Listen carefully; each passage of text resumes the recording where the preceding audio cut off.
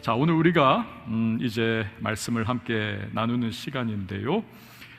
제 얘기부터 좀 시작할게요. 저는 얼마 전에 건강 검진을 이제 정기 검진이죠, 받았습니다. 우리 회사 다니는 그러한 우리 청년들이라면 이제 또 주로 받는 그런 경우들도 있는데, 매년 받습니다. 매년 받는데 여러 가지 하여튼 쭉 받지만 제일 제가 개인적으로 참 곤욕스러운 것은 뭐냐면 대장 내시경입니다. 받아본 분이 있어요? 대장 내시경. 이렇게 좀 나이가 좀 있으신 그런 우리 집사님이나 저나 이제 보통 받는데, 아마 여러분 또래들 중에서는 대부분 안 받았을 겁니다. 참 괴롭습니다. 왜냐하면 그 며칠 전부터 이제 식이요법을 해야 해요. 그래서 대장을 훑으면서 내시경으로 보는 거기 때문에 씻는 과일이라든지 김치, 그래서 잔여물이 달라붙어 있을 수 있는 음식들은 이제 안 먹어야 합니다. 그리고 이제 그 하루 전서부터는 이제 미음을 먹으면서 소화가 빨리 될 수 있는 것들로 식사를 하고, 그리고 바로 그 전날 점심 이후부터는 이제 금식을 하는 겁니다. 금식으로만 끝나면 되는데, 이제 그 냄새만 맡아도 좀 역겹고 조금 넘기면 구역질이 막 나는 그런 용액을 계속 먹으면서 거기에 또 물 그냥 30분 간격으로 계속 꿀꺽꿀꺽 먹고 진짜 구역질이 납니다. 화장실을 계속 들락날락 해야만 하는 겁니다. 이게 다 장에 있는 것들을 다 뽑아내는 거예요. 그러면서 이제 대장 내시경을 받아야만 하는, 좀 참 괴롭고 고달프고 힘든, 하기 싫다 하면서도 그러나 또 해야 하는 거죠. 이번에도 제가 했어요. 왜냐하면 매년마다 사실은 할 필요 없고 건강한 그러한 분들은 한 3년에서 5년이면 한 번씩 하면 되는데, 저 같은 경우는 대장에서 늘 용종이, 그 폴립이 몇 개씩 나오거든요. 이게 이제 자라면 나중에 암이 될 수가 있는 거거든요. 그래서 매년마다 그걸 이렇게 떼어냅니다. 떼어내요. 이번에도 대장 내시경 준비를 진짜 열심히 했습니다, 나름대로. 그래서 깨끗해져 가지고 의사 선생님이 대장 내시경을 아주 선명하게 잘 확인했습니다. 다행인 것은 매년마다 한 3개, 5개, 많으면 6개 나왔는데, 이번에는 무슨 조화인지 몰라도 하나도 안 나왔습니다. 그래가지고 칭찬도 받고 관리를 잘했네요, 그러한 얘기도 들으면서 이렇게 마무리를 잘했습니다. 제가 지금 대장 내시경 불편하다 얘기를 드렸는데, 그럼에도 불구하고 왜 이 검사를 하는가? 여성분들은 모르겠습니다만 남성 암 1, 2, 3순위는 위암, 폐암, 그리고 대장암입니다. 위암, 폐암, 대장암. 이 대장암 같은 거는요, 대장 내시경을 잘만 하면은 다 걸러냅니다. 그리고 용종이 나오면 그 자리에서 내시경 하다가 올무로 딱 잡아 채면서 끊어내면 되는 겁니다. 그럼 깨끗하게 끝나버리는 거예요. 그런데 안 하고 있다가 이거 역겹다, 약이 너무 힘들다, 식이요법 다 또 쏟아내는 게 너무 괴롭다 하면서 안 하고 있다가 거기에서 암이 자라고, 그리고 나서 이게 대장암으로 판명이 딱 덜컥 나버리면 대장을 한 30cm 정도 잘라내면서, 그리고 그것으로 끝이 아니죠. 정말 고통스러운 그 항암 과정을 겪어가야만 하는 겁니다. 그러니까 호미로 막을 것을 가래로 막는 그러한 일이 생기는 것이죠. 스스로 잘 관리를 하면서 내시경도 받고 그렇게 조절을 했다면 깔끔하게 끝날 수 있었는데, 그러지 않으니까 고통을 많이 받는 거죠. 여러분, 세상 돌아가는 이치가 사실 다 그렇지 않습니까? 우리가 내 스스로 변화를 한다는 것 사실은 어렵습니다. 그러나 나중에 보면 그게 쉽습니다. 타의에 의해서 내가 억지로 변화를 해야 한다든지, 환경과 상황 속에서 할 수 없이 내가 변화를 하지 않으면 안 되는 그러한 코너에 몰려버리면, 그때는 고통이 2배, 3배 막 가중되면서 진짜 더 어려워지는 거죠. 내 스스로 변화할 수 있는 기회가 주어졌을 때 변화하는 것이, 오히려 그것이 참 쉽습니다. 여러분, 우리 국가 경제도 그렇지 않습니까? IMF를 여기서 기억하는 그러한 분들이 있겠지만, 이 기업에서 스스로 그 펀더멘털을 강하게 만들고, 어느 정도의 사업 개편을 해나가면서 조정을 했다면 그렇게까지 그 외부의 세력에 의해 가지고 양털 깎이면서 그 고통을 겪을 필요는 없었을 거예요. 그러나 느슨하고 방만한 그러한 구조를 계속 유지하고 있다가 IMF에서 치고 들어오니까 결국에는 국가 경제가 무너져 내리면서 정말 알짜배기 기업들 다 날아가 버리고 수많은 사람들이 구조 조정의 칼날에 고통을 받으면서 국가적으로, 사회적으로, 개인적으로 얼마나 괴로움을 겪었습니까? 그런데 같은 원리가요, 우리 영적인 세계에서도 사실은 적용이 됩니다. 우리 스스로의 내면과 이 영적 상황과 상태를, 이걸 우리가 먼저 변화를 주도적으로 해나가면 오히려 쉽습니다. 어려운 것 같아도 그러나 나중에 보면 쉬워요. 하지만 그렇지 못할 경우에 나중에 할 수 없이 바뀌어야 하는 경우가 되면 정말 고통스럽습니다. 그것을 보여주는 것이 우리가 읽은 이 성경 본문의 말씀이에요. 예수님께서 성전을 그냥 막 뒤집어 엎어버리시는 그러한 내용이 이 본문에 담겨 있습니다. 여러분, 지난주에 설교 말씀 중에서 기억나는 부분이 있을 거예요. 무화과 나무에 관한 예수님의 저주와 심판. 잎이 푸르렀습니다. 너무너무 푸르렀습니다. 그러나 배가 고프신 예수님 가봤더니 열매가 하나도 없는 겁니다. 예수님께서 저주를 선언을 하시고 다음날 갔더니 뿌리째 말라가지고 다 죽어있더라. 예수님은 그 무화과 나무의 상태, 그리고 심판, 이것을 통해서 그 당시에 이스라엘을 상징을 하고 계셨던 거죠. 경건의 모양은 있지만 잎이 푸르는 것처럼 경건의 내용이 없어요. 능력이 없습니다. 열매가 없는 거죠. 그러한 이스라엘의 상태를 예수님께서는 무화과 나무에 대한 심판으로 그렇게 보여주시면서 이스라엘에 대한 심판을 예수님이 말씀하신 것입니다.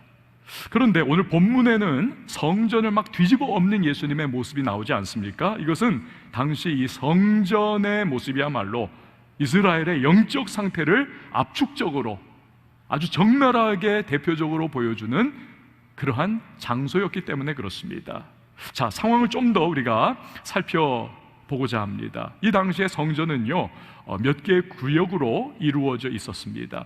우리가 성전하면 여러분 어떤 생각이 나요? 제사를 드리고 또 성소에서 이제 진설병을 이렇게 제사장들이 7일에 한 번씩 이렇게 물리고 새로운 것을 그 빵을 갖다 놓고 거기에 등잔대도 있고, 그렇죠?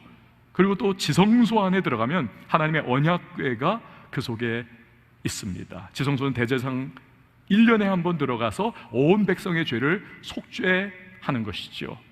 자, 이런 아주 성전의 핵심적인 그러한 구역, 그런데 이 구역을 이렇게 둘러싸고 있는 곳이 제사장의 뜰이라고 하는 장소입니다. 여긴 제사장들이 일상적으로 다니면서 그 거룩하다 칭함받는 분들이 그곳에서 사역하고 거기에서 일하고 있는 곳입니다. 근데 이 제사장의 뜰을 이렇게 둘러싸고 있는 곳이 이스라엘의 뜰이라고 하는 곳입니다. 이곳은 이스라엘의 남자들만 들어갈 수 있는 한정된 장소입니다. 이 이스라엘의 뜰을 또 이렇게 겉으로 둘러싸고 있는 장소가 여인의 뜰입니다. 이스라엘 여인들이 그곳에 들어갈 수가 있는 거예요.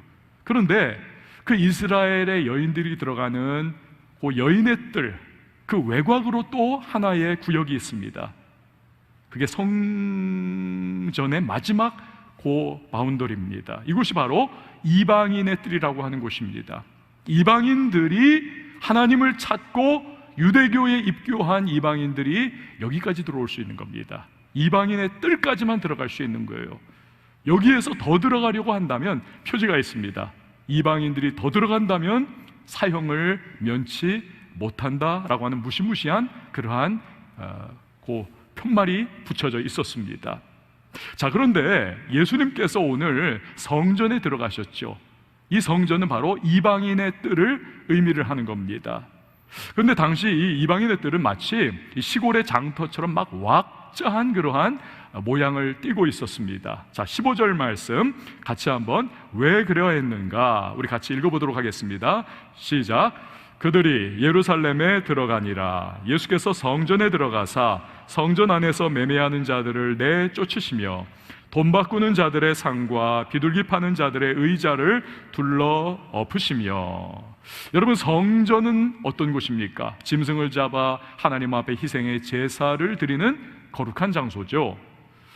평소에도 끊임없이 제사를 집례를 했습니다. 그런데 유월절처럼 이스라엘의 민족적인 절기가 되면 엄청난 사람들이 몰려들고 또 셀 수 없이 많은 제사가 드려지는 그러한 절기입니다. 예를 들어서 유대 역사가인 요세푸스에 의하면 주후 66년에 유월절이 시작되었을 때 무려 25만 5,600마리의 양이 번제로 드려졌다는 것입니다. 그럼 어마어마한, 그러니까 막 피가 얼마나 강처럼 흘러갔겠습니까? 문제는 이 성전에 상주하고 있었던 대제사장들의 무리였습니다. 원래 성전 밖에서 이루어지고 있던 희생 제물, 이 짐승들 매매하는 행위, 시장터, 그리고 상인들, 이거를요 이 대제사장들이 성전 안으로, 즉 이방인의 뜰로 끌어들였습니다. 왜냐하면 커미션을 먹기 위해서. 너희에게 이방인의 뜰이라고 하는 곳을 내줄 테니까 여기서 장사하면 수월하지 않겠느냐, 대신에 커미션을 내라. 그래서 개인적으로 돈을 착복하면서 엄청난 부를 축적을 했습니다. 이스라엘의 남자들은 매년마다 반세겔씩의 성전세를 내야만 합니다. 이건 피할 수 없는, 반드시 해야만 하는 겁니다. 그런데 이 반세겔에 해당하는 돈을 로마의 화폐인 드라크마라든지 다른 그러한 화폐로 대신할 수가 없습니다. 이방인들이 쓰는 돈이기 때문에 거룩한 장소인 성전에 들어 사용할 수가 없는 거죠. 반드시 그 돈들을 다 환전을 해가지고 유대인의 고대 화폐인 세겔로 바꾸어 써야만 합니다. 그런데 이 환전상들 역시도 대제사장 무리들과 결탁을 해서 이방인의 뜰 안으로 자리를 틀고 앉았습니다. 목이 좋잖아요. 많은 사람들이 들어오니까 거기에서 수월하게 환전 업무를 할 수가 있는 겁니다.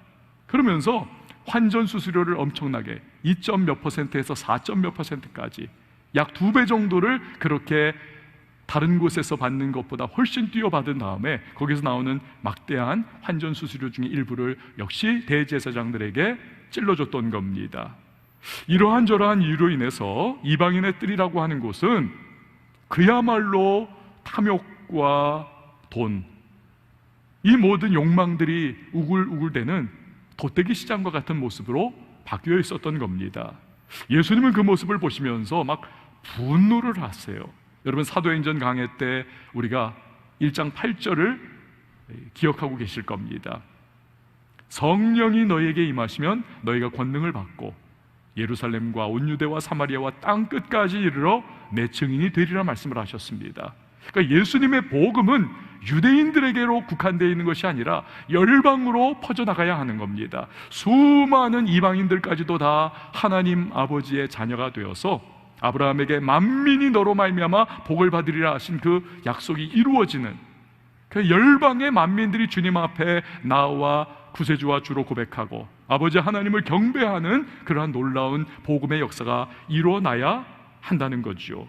그런데 이 예수님 당시에 이미 소수의 유대인 아닌 이방인들이 유대교로 입교를 했습니다.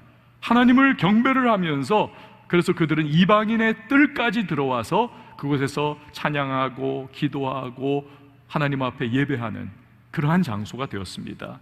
그런데 바로 그 이방인의 뜰, 그곳이 대제사장의 탐욕과 상인들과 환전상들의 매매 행위와 온갖 제물이 될 짐승들의 울음소리, 그리고 배설물의 악취 나는 그러한 상황들, 이걸로 인해서 이방인들은 사실 이 이방인의 뜰에서 하나님 앞에 제대로 경배하거나 기도하거나 예배할 수 없었습니다. 거의 불가해요.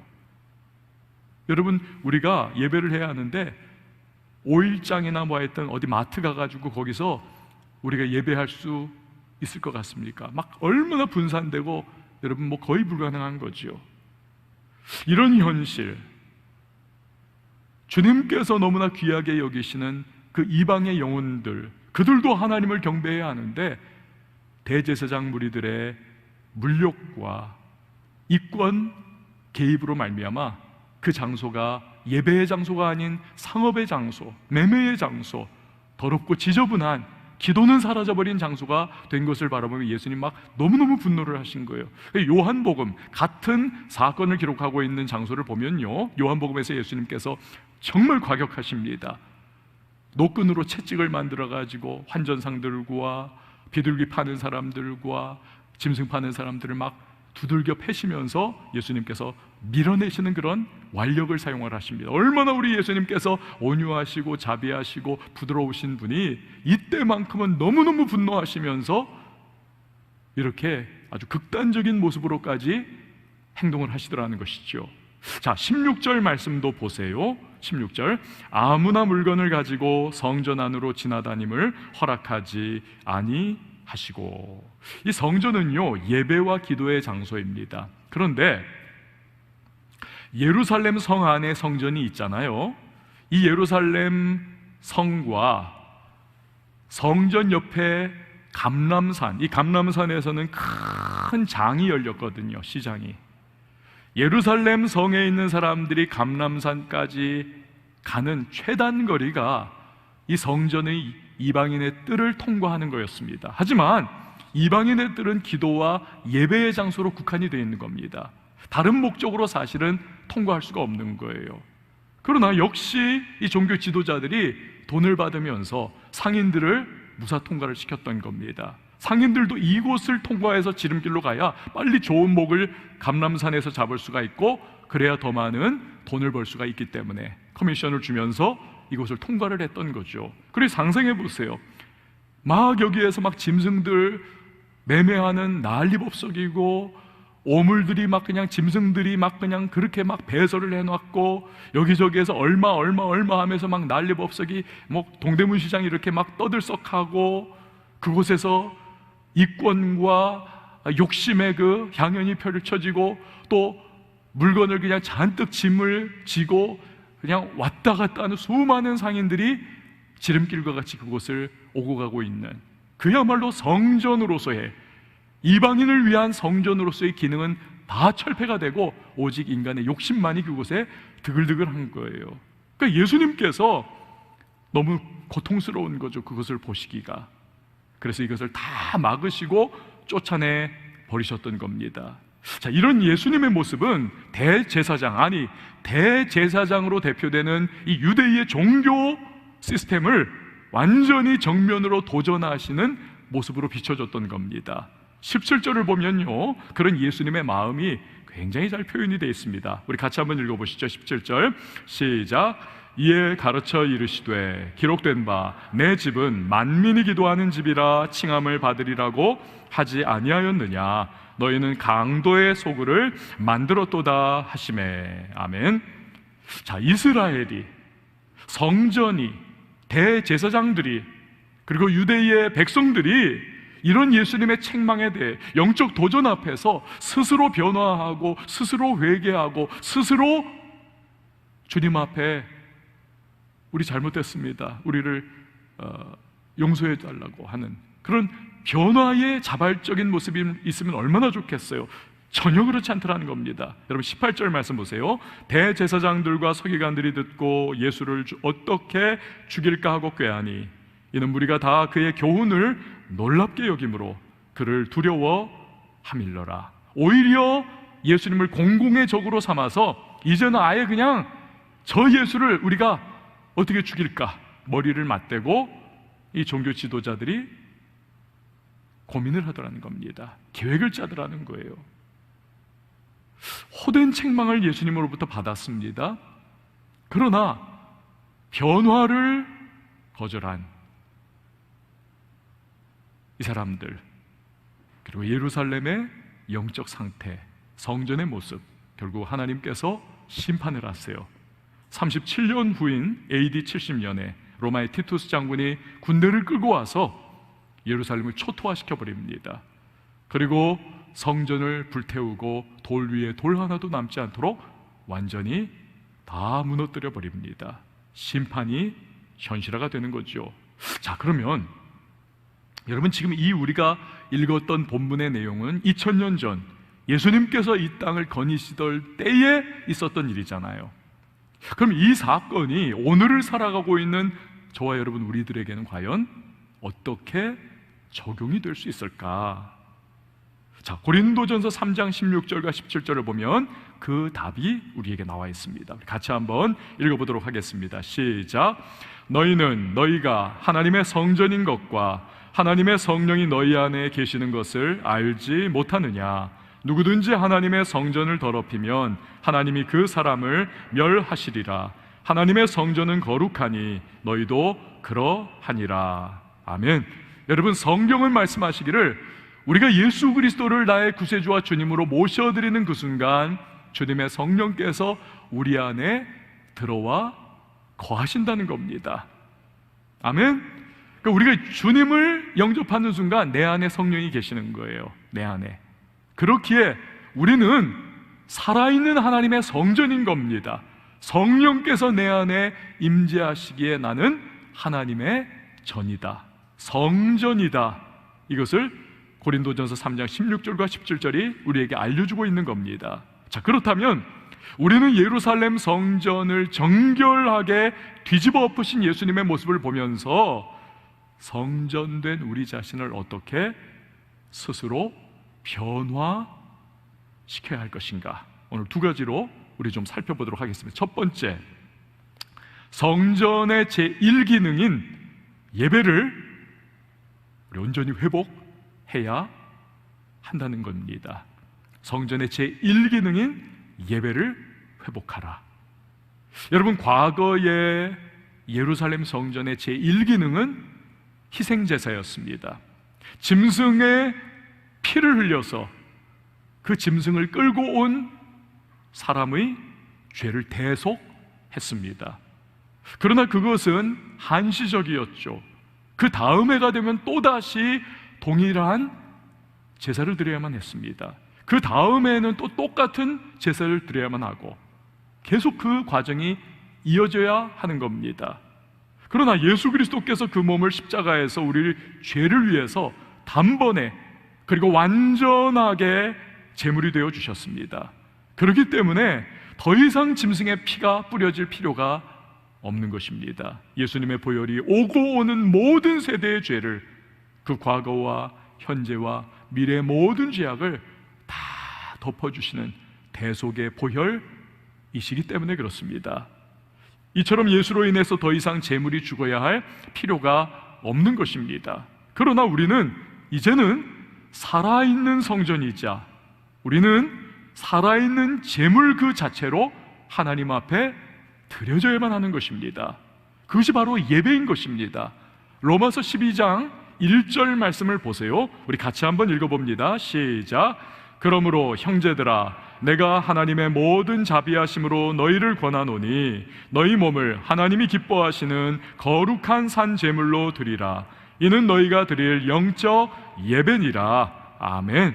여러분, 그렇기에 성도는 그 어떤 것보다도 하나님 앞에 예배하는 일에 우리는 헌신해야만 하는 것입니다.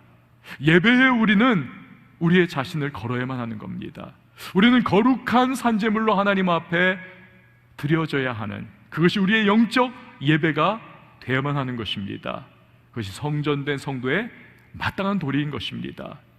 또한 솔로몬이 성전을 짓고 하나님 앞에 봉헌을 하는 장면이 역대하 9장에 나오고 있습니다. 그런데 그 솔로몬의 봉헌식이 끝나는 바로 그 순간 하늘이 열려요. 하나님의 불이 제단에 떨어집니다. 그리고 여호와의 영광이, 이 쉐키나의 영광이라고 하죠. 이 쉐키나의 영광이 성전에 가득히 임재를 하세요. 너무나 압도적인 영광의 임재이기 때문에 제사장들이 감히 서서 제사 업무를 행하지 못하고 여러 가지 집례를 할 때에 고개를 숙이고 이 압도를 당하는 거죠. 하나님의 임재 앞에서. 고개를 숙이고 일을 할 수밖에 없었다. 성경은 기록을 하고 있습니다. 여러분, 하나님은 마찬가지입니다. 우리가 하나님 앞에 마음을 다해서 예배할 때에, 예배를 우리의 삶의 최우선 순위로 올려드릴 때 하늘의 문을 열어주시고 우리에게 하나님의 은혜와 축복을 물 붓듯 기름 붓듯 부어주시는 것입니다. 여러분, 저를 한번 따라해 주세요. 축복은 예배를 통해서 온다.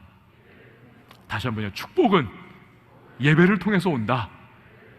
여러분, 이거 믿으시길 바랍니다. 그래서 여러분, 이 체험을 한 사람은, 이걸 아는 사람은요, 진짜 예배에 전심을 다합니다. 저는 우리 교회 교인분들을 참 존경하는 분 많고 또 너무너무 귀한 분들이 많아요. 그런데 우리 교회 어떤 권사님은요, 이 교회에 와서 현장에서 예배를 드리는 요 1시간을 위해서 6시간을 왕복을 하십니다. 6시간을. 아침에 일어나가지고 버스를 3번 갈아타는 거예요. 그럼 오는 시간까지가 3시간이 걸립니다. 여기서 1시간 예배를 드리고 이제 또 집으로 출발을 하세요. 3번 갈아타고. 그러면 저녁 5시라는 겁니다. 오전에 와가지고 예배 드리고 집에 가시면 저녁 5시. 이 한 번의 예배를 위해서. 제가 이 신방 보고서를 보고 나서 와, 이런 분도 계시는구나.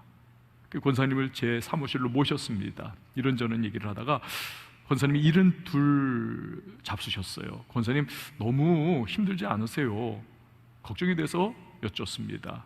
아니요, 목사님, 예배에 나오면 저 다른 데서 제가 정말 소망 얻을 수 없고 힘을 얻을 수 없지만 예배를 나오면 예배 때에 하나님 주시는 은혜가 있어서 이게 제 안에 넘치고 기쁨이 있기 때문에 목사님, 제가 한 주간을 넉넉하게 살아갈 수 있어요. 그 말을 하십니다. 그러니 한 주간을 넉넉하게 살아갈 수 있는 은혜와 힘을 예배 때 얻으니까 이분은 또 한 주간 동안 예배에 대한 소망을 가지고 간절한 마음으로 교회를 나오는 겁니다.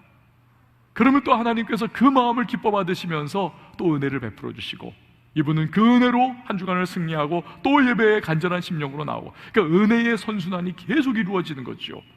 시편 107편 9절에 보면 그가 사모하는 영혼에게 만족을 주시며 줄인 영혼에게 좋은 것으로 채워주심이로다. 예배를 정말 사모하고 줄인 마음으로 은혜 베풀어 주시기를 사모하니까 하나님께서 공급해 주시는 겁니다. 우리 교회 어떤 가정은요, 저 평택에서 매주마다 부부가 오셔가지고 예배하고 또 부서에서 섬기는 그러한 가정도 있습니다. 몇 주 전에 제가 말씀드렸던 것처럼 우리 교회 어떤 장애인 여자 집사님은 몸이 정말로 초등학생 한 2학년 아이 그런 사이즈입니다. 성장이 안 됐어요. 장애인이어가지고 잘 걷지를 못합니다. 그래서 늘 그 전동 휠체어 타고 거기 앉아가지고 이렇게 요만한 분이 늘 그렇게 교회를 그걸로 저 수원 어디에서 1시간 반 걸려가지고 버스 갈아타고 전철 타고 이렇게 오셔가지고 예배드리고 오늘도 오셨었어요. 또 그 루트로 또 집으로 다시 귀가를 하시는 분이 계십니다. 그러니까 이런 분들을 보면은 야, 목사보다 낫다. 진짜 그 마음이 듭니다. 너무 존경스러워요. 참 감격스럽습니다. 아, 이런 분들을 모시고 내가 목회를 하는구나. 전에 제가 코로나가 막 한창 막 퍼져나갈 때에 그 국가에서, 정부에서 이제 영업 제한을 걸지 않았습니까? 특별히 술집이라든지 강남에 있는 그런 클럽 같은 곳을 영업 제한 딱 걸어놨잖아요. 제가 기가 막힌 그런 뉴스를 봤습니다. 영업 제한을 걸어놨는데 그 강남의 클럽들이 영업 제한 그 시간이 딱 끝나는 게 언제냐면 새벽 5시. 와, 대단해요. 이 클럽들이 새벽 5시에 문을 여는 겁니다. 그리고는 낮 12시까지 운영을 하는 거예요. 새벽 5시에서 낮 12시까지. 무슨 거기 그 시간에 누가 있겠는가? 새벽 5시부터 12시까지 버글버글 하더라는 겁니다. 기자 말로는 버글버글.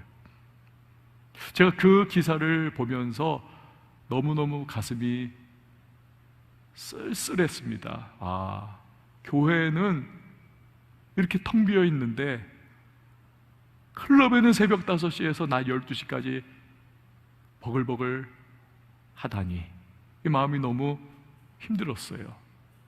여러분, 음식점에 가면 사람들이 가득 차 있습니다. 카페에 가도 물론 좌석이 띄어져 있지만 그래도 꽉 차 있습니다. 영화관에 가도 역시 영화 보는 사람들이 꽤나 많습니다. 관광지도 그렇고 학원에 아이들 갑니다. 거기서 공부해요. 사실상 모든 곳에 사람들이 가득합니다. 그리고 거기 가득 앉아있는 사람들 중에는 당연히 크리스천들이 있겠죠. 의문이 드는 거예요. 과연 저분들 중에서, 이 크리스천들 중에서 카페에 가고 영화관에 가고 관광지에 가고 학원에 가고 음식점에 가 있는 저분들이 주일에 교회는 과연 갈까?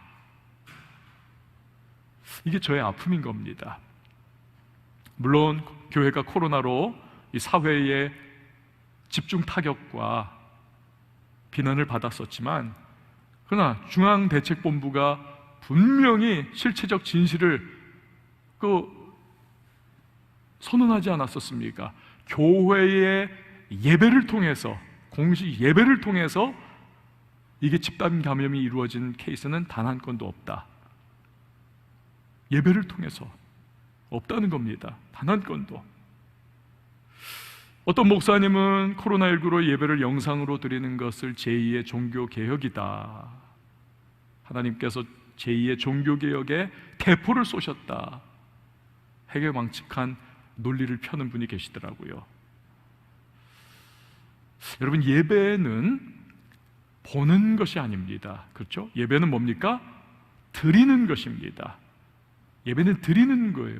이 드린다는 것에는 많은 헌신이 포함이 되어 있는 겁니다.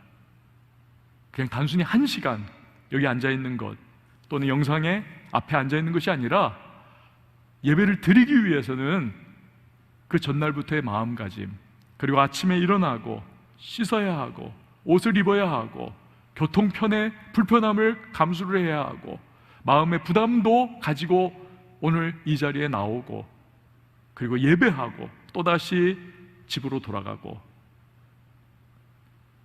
다른 모임들을 가질 수 없기 때문에 예배 끝나면 그냥 집으로 가야 하기에 어쩌면 오고 가는 시간이 여기 앉아있는 시간보다 훨씬 많이 걸리지만, 그럼에도 불구하고 하나님 앞에 예배한다, 예배를 드리겠다, 이 헌신이 그 안에는 다 포함이 되어 있는 겁니다. 이스라엘도 그렇잖아요. 성전에 올라가는 노래, 시편을 보면 성전에 올라가는 노래예요. 많은 헌신들이 그 안에 포함이 되어 있는 겁니다.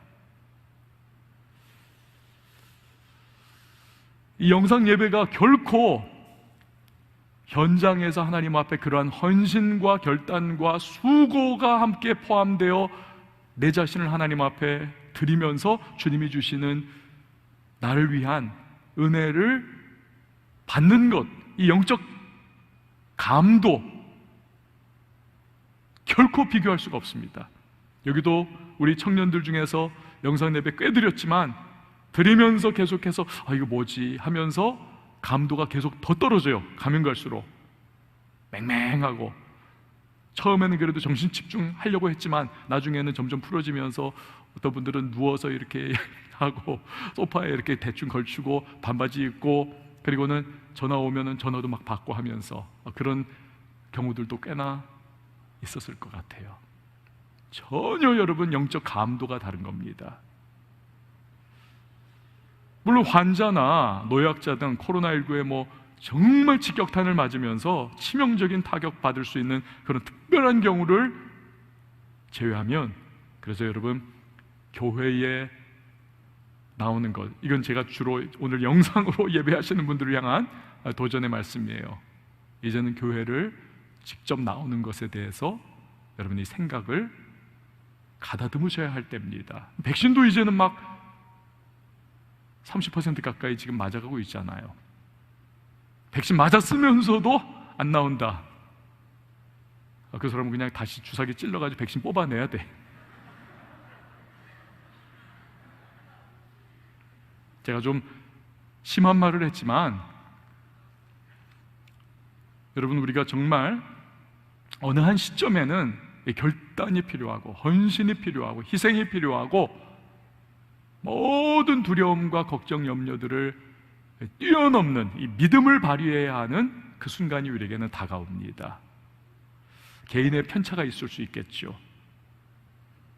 그러나 만약의 경우에 그럼에도 불구하고 너무 걱정된다, 너무 겁이 난다, 그래서 문제가 있다, 그래서 영상으로 예배를 그래도 나는 어느 시점까지는 드려야겠다, 그렇다면 여러분 다시 한번 여러분의 예배에 대한 태도와 자세와 모습, 그 영적 상태, 이것을 정말 하나님 앞에서 점검하면서 예배를 드리셔야만 합니다. 우리 이곳에 나와 있는 여러분들도 여러분 예외는 아니에요. 우리가 어느 시점에 이곳에 나와서 예배를 현장에서 드렸지만, 그러나 처음 이곳에 그 1년 전에 우리 예배에 이제 나오기 어려워진 그 상태에서 시간이 흘러서 처음 여러분이 그 이후에 나왔을 때의 그 마음과는 지금의 마음은 또 많이 여러분 달라져 있을 겁니다. 그 마음을 다시 끌어올리셔야 해요. 끌어올려서 내가 정말 하나님 앞에서 예배하고 내가 예배를 드리는 거다, 나는 방관자나 목격자가 아니라 난 예배 참여자다, 내가 예배자다 라고 하는 그 마음, 이것을 다시 한번 정리를 해야만 하는 겁니다. 두 번째로 우리는요, 오늘 이 예수님의 성전을 정결케 하시는 모습 보면서 성전된 나 자신 과연 어떻게 적용을 해야 하는가. 두 번째로는 거룩의 회복입니다. 거룩의 회복.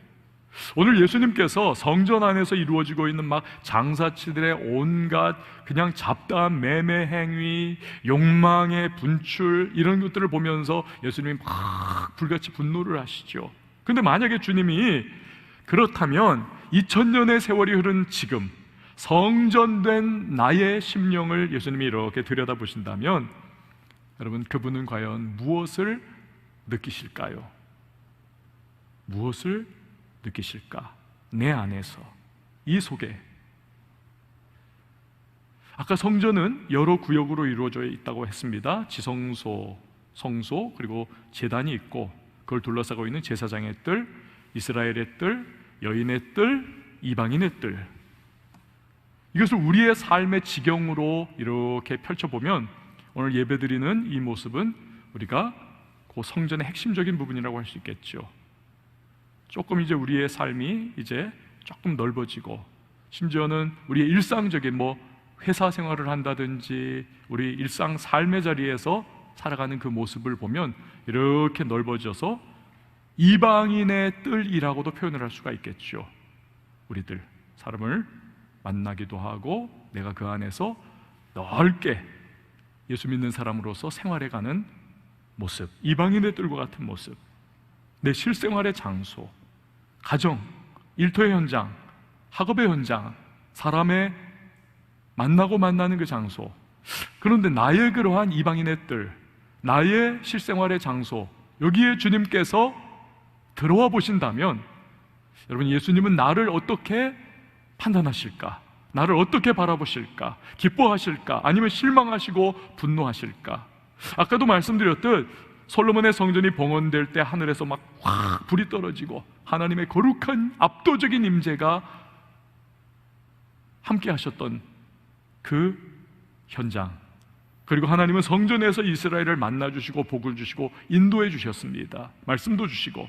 그러나 세월이 가면서 이 예루살렘에 있던 성전은 이제 퇴락하고 부패하고 그리고 뒤틀려버린 인간의 욕구만 막 분출이 되는 그러한 현장이 되어버렸습니다.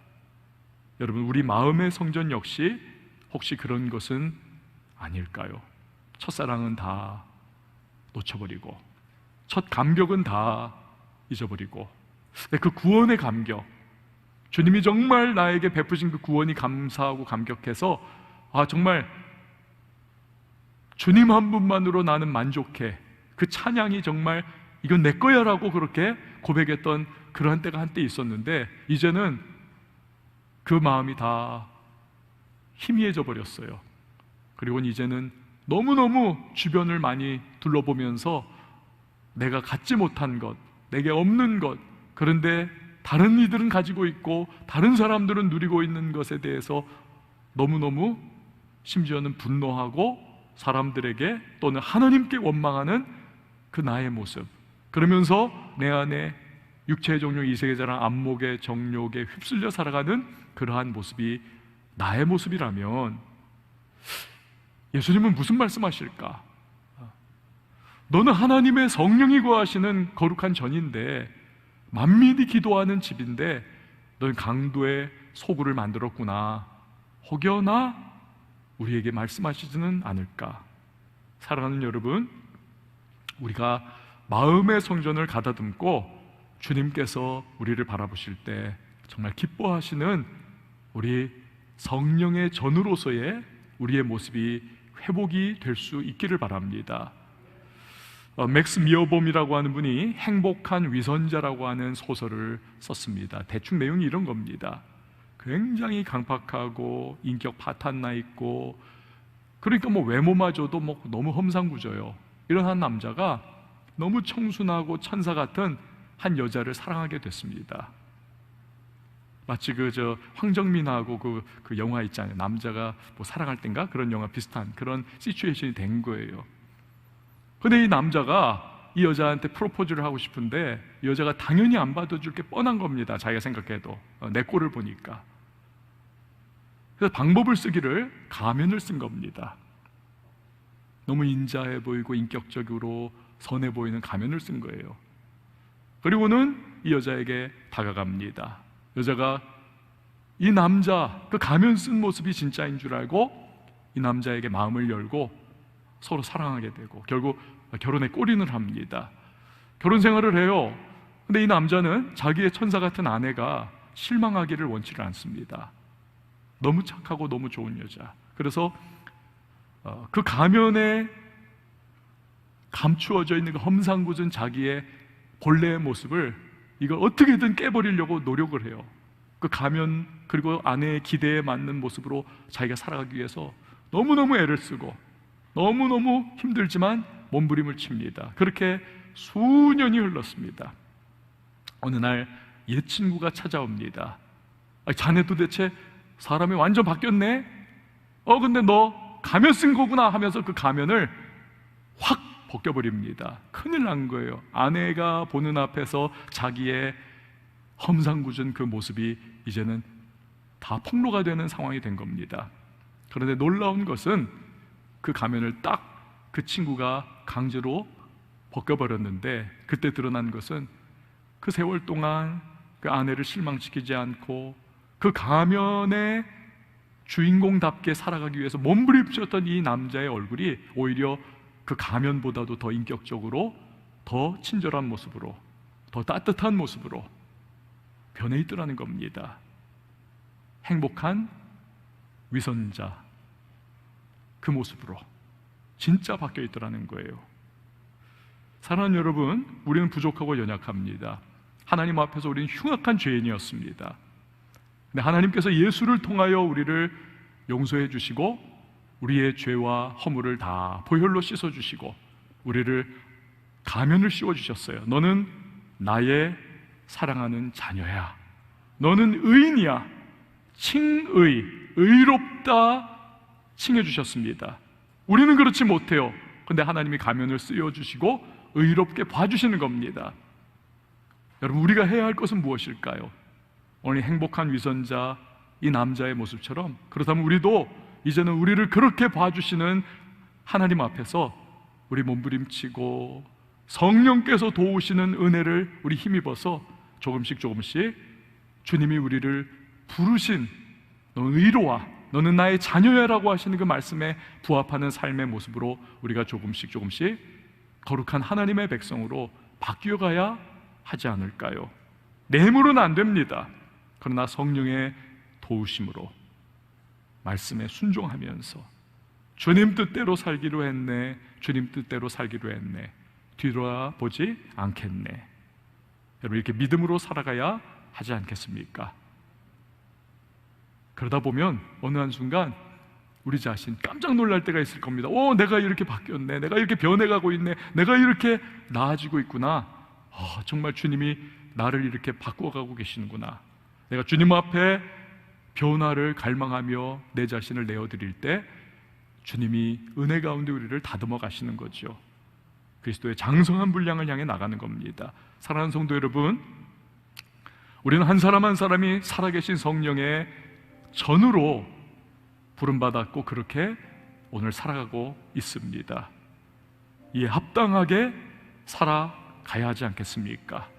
예배를 회복하고 또 거룩한 하나님의 사람들다운 모습으로 우리 그렇게 주님 앞에서 부족하지만 성령의 도우심을 구하며 나아간다면 주께서 우리를 다듬어가 주시고 우리에게 힘 주시고 은혜를 베풀어 주시면서 결국 우리 살아계신 주님의 성령의 전의 아름다운 모습으로 우리를 변화시켜 주실 줄 믿습니다. 그것이 저와 여러분의 모습이 될 수 있기를 주의 이름으로 축원을 드립니다. 우리 시간 다 같이 일어나서 우리 같이 찬양하도록 하겠습니다. 여러분, 아까 말씀드린 것처럼 우리 그리스도인들의 정체성 넘버원, 그것은 예배자입니다. 우리 오늘 예배자로 부름받았고 내 구원의 하나님을 예배하는 사람들이어야 하고 그 하나님을 예배하는 것은 끊임이 없습니다. 이곳에서 우리가 예배의 힘을 얻고 삶의 예배자로 나아가 우리는 예배하는 삶을 살면서 거룩한 하나님의 사람들로 점점 변해가고 그래서 거룩한 영향력을 주변에 흘려보낼 수 있어야 하겠습니다. 나는 예배자입니다. 이 찬양 부르면서 우리 결단하는 시간 가졌으면 좋겠습니다.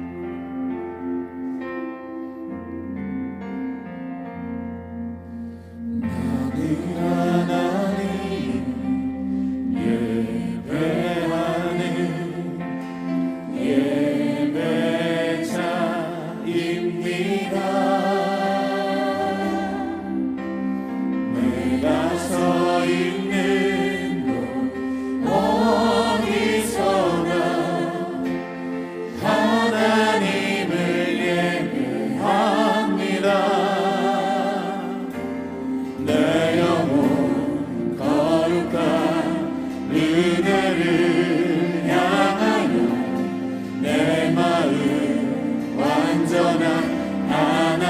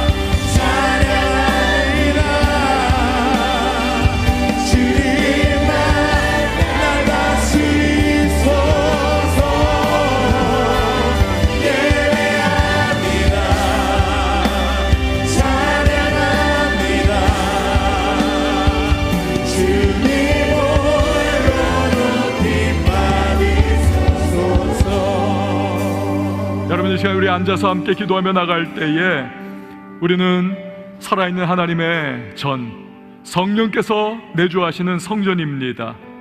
그에 합당한 삶을 우리 살아야 하지 않겠습니까? 예배를 회복해야만 하겠습니다.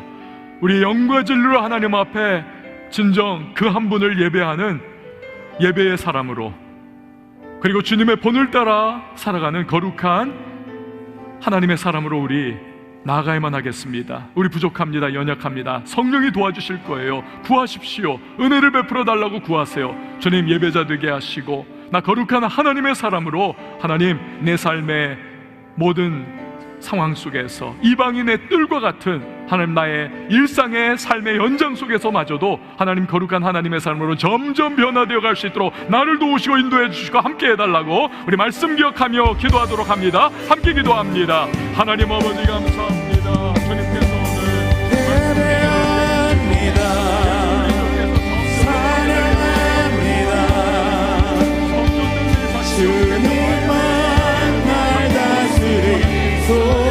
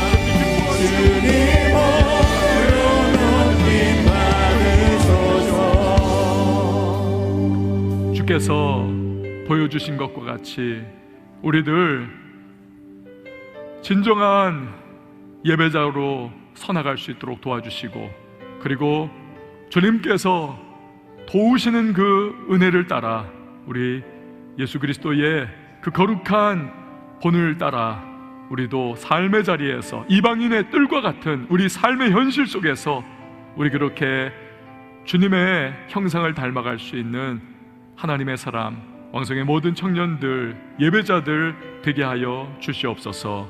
예수님의 이름으로 기도합니다. 아멘.